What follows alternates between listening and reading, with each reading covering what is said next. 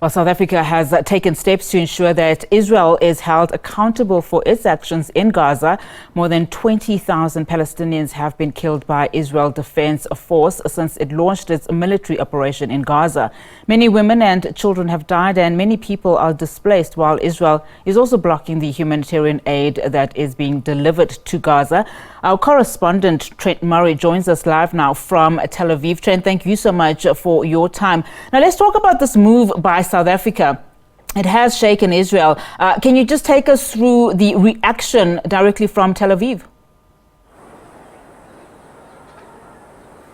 Yeah, well, good afternoon to you, Anati. It has certainly garnered a strong reaction from the Israeli government within minutes of that court filing being made public at the International Court of Justice. We received a fairly lengthy statement from the Israeli Foreign Ministry slamming South Africa and its move. Let me read some of what that statement had to say. It says, South Africa's claim has no factual and judicial basis and is a despicable and cheap exploitation of the court. South Africa is collaborating with a terror group that calls for the destruction of the State of Israel. They go on to say, we call on the ICJ and the international community to reject the baseless claims of South Africa out of hand. They've also sought to clarify that Israel is not targeting the residents of the Gaza Strip, that they are not the enemy, and that it is Hamas. But despite that very strong language, we know that South Africa's decision has garnered a lot of attention internationally, including many countries in this region. It was warmly welcomed by a leading group of Palestinian human rights organisations, including the Palestinian Centre for Human Rights, in a joint statement that they released last night.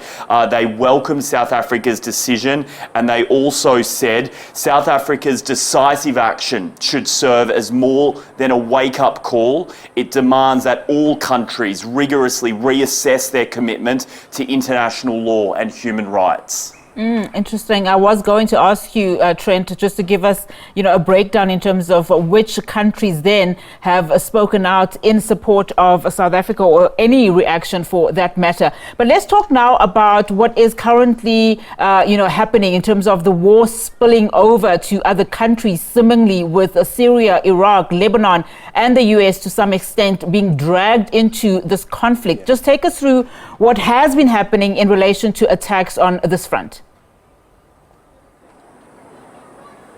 Look, it's a really good question, because many diplomats in this region have been sounding the alarm that the situation in Gaza could potentially spill over and see this conflict widen.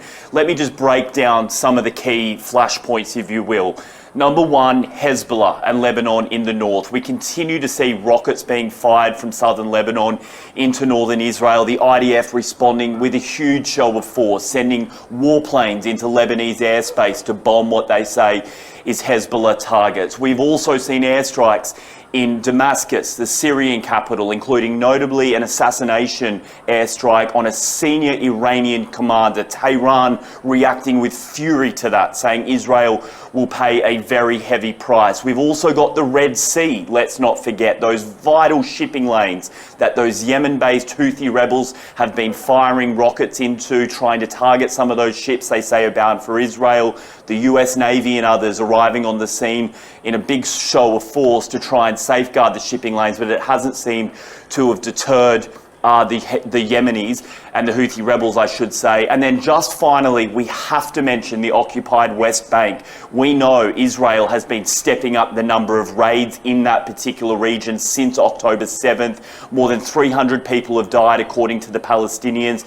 Close to 5,000 have been arrested. There is a real sense up there that unrest is building as the IDF uses this time in the wake of Gaza to really squeeze the people living within the occupied West Bank. Just on that last point, Trent, before I let you go, just talk to us about what the situation on the ground is currently in terms of those airstrikes that we have been seeing. And as I said in my intro, now Syria being involved. What is happening on the ground, particularly in Gaza?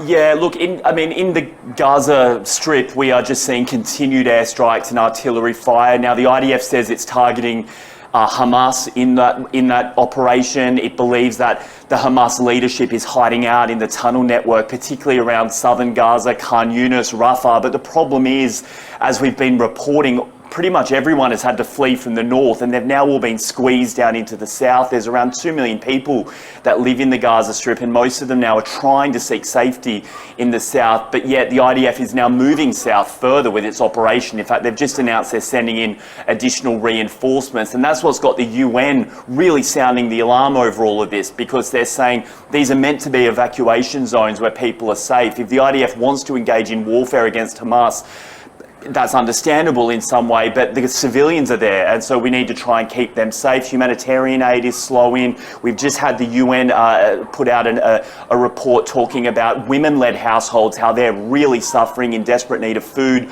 winter clothing, and also health products. So look, a very difficult situation, which is why I think you're getting more and more countries, even some of Israel's staunchest allies like Germany and the US, saying, look, you need to provide a timeline here for when you're going to move away from this high intensity warfare to something that's more targeted, in order to try and spare the lives of the innocent men, women and children who are being caught up in the fighting.